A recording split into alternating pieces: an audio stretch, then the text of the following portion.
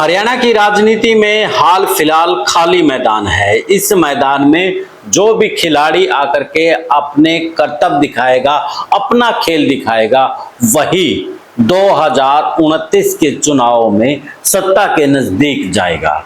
क्योंकि हाल फिलहाल का जो समय है जहां कांग्रेस चुप बैठी है, तो इसके साथ में जो दूसरे क्षेत्रीय दल हैं वो भी हाल फिलहाल चुप है। यानी कि नायब सिंह सैनी ऐसे मुख्यमंत्री है जिसके आने के बाद कहीं ना कहीं जो दूसरी विपक्ष की पार्टियां हैं वो खामोशी बनाई हुई है। तो ऐसे में जिस तरीके से अभय सिंह चौटाला थोड़ा बहुत हाल फिलहाल सक्रिय हुए हैं, अगर वो सही तरीके से सक्रिय हो जाते हैं तो उनके लिए उम्मीद की किरण और भी ज्यादा, यानी कि लोग जो परेशान हैं, जो चाह रहे हैं कि हमारी बातों को उठाया जाए, हमारी आवाज बने, तो 2029 तक लोग कहते नजर आएंगे कि अब की बार अभय सिंह चौटाला को हरियाणा की सत्ता संभाल लेनी चाहिए, यानी कि हम अभय सिंह चौटाला के साथ हैं। लेकिन अब अभय सिंह चौटाला को किसान, मजदूर, व्यापारी सबके आवाज बनना पड़ेगा। जिस तरीके से एक तरफ जहां कर्मचारी अपना दुखड़ा रो रहे हैं, तो दूसरी तरफ मजदूर, चाहे वो मनरेगा के मजदूर हैं, चाहे वो दूसरे मजदूर हैं, वो काम ना मिलने से हताश और परेशान हैं। तीसरी तरफ बात करें व्यापारी की, व्यापारियों के अंदर भी जिस तरीके से हरियाणा के और केंद्र की जो नीति है उनके खिलाफ एक गुस्सा है, लेकिन डर का माहौल के कारण से व्यापारी खामोश हैं। तो ऐसे में एक बड़ा जन आंदोलन की जरूरत इस वक्त हरियाणा की राजनीति में है, और वो आंदोलन कहीं ना कहीं देवीलाल की विरासत के वारिस अभय सिंह चौटाला उठा सकते हैं।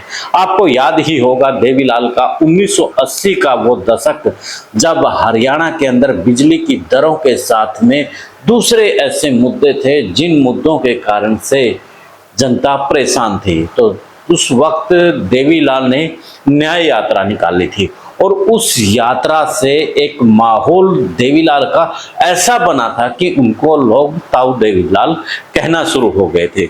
उस वक्त की अगर हम बात करें देवीलाल की, उन्होंने उस वक्त ना ट्रैक्टर को चुना, ना दूसरे संसाधनों को चुना, उन्होंने अपनी यात्रा बैलगाड़ी से शुरुआत की थी। और बैलगाड़ी से इसलिए शुरुआत की थी ताकि किसानों से वो एक पर्सनली अटैच हो, क्योंकि किसानों का जो बैलगाड़ी थी वो एक पर्सनली जुड़ाव करने वाला एक साधन था।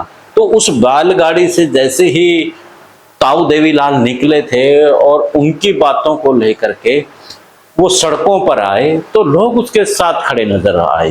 तो ताऊ देवीलाल वहां से वो बने थे। तो इसी प्रकार से अब अभय सिंह चौटाला को भी अपनी एक यात्रा निकालनी चाहिए, जो कि किसान, मजदूर, व्यापारी सबके उसमें हित हो, ना कि सिर्फ एक। क्योंकि कई बार मैं अभय सिंह चौटाला को देखता हूं तो वो सिर्फ एक ही जो विशेष वर्ग है उन्हीं की बात करते नजर आते हैं। कुछ इंटरव्यू उनके देखे हैं, तो जब वो एक वर्ग की बात करेंगे तो दूसरे वर्ग कैसे देवीलाल उसके साथ आएंगे, अभय सिंह चौटाला के। अब जो ताऊ देवीलाल की जो राजनीति थी वो किसान और कमेरे वर्ग की थी, तो वही किसान और कमेरा वर्ग के साथ अभय सिंह चौटाला का चलेंगे, तो तभी वो 2029 तक एक पावरफुल नेता बन पाएंगे।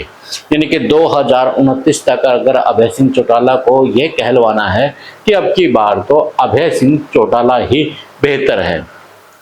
देखिए किस तरीके से खाली मैदान है, जहां भूपेंद्र सिंह हुड्डा को बड़ा वोट बैंक ने वोट दिया कि आप सरकार में आइए, लेकिन सरकार वो नहीं बना पाए। लेकिन वो विपक्ष में तो एक बड़ी भूमिका में इस वक्त बैठे हैं, लेकिन उनकी जो महत्वाकांक्षा है कि जब विपक्ष का लीडर बनने की है, अगर विपक्ष का लीडर बन भी गए तो पहले भी हमने देखा है कि किसी तरीके से उन्होंने शेरों और शायरी में अपना समय गुजारा है। ये मैं नहीं बल्कि पूरे जो मीडिया है सवाल भी करते हैं, और राजनीतिक नेता हैं वो भी इस बात को लेकर के कहते हैं कि सदन के अंदर जिस तरीके से शेरों और शायरी और चुटकुलों में, अपनी कहानियों में भूपेंद्र सिंह हुड्डा समय गवा देते हैं, जबकि उन्हें जनता की आवाज के साथ में जो लोकतंत्र का एक बड़ा हिस्सा है विपक्ष, उसको जिंदा रखना चाहिए। अभय सिंह चौटाला को भी उस सिस्टम में नहीं उलझना चाहिए और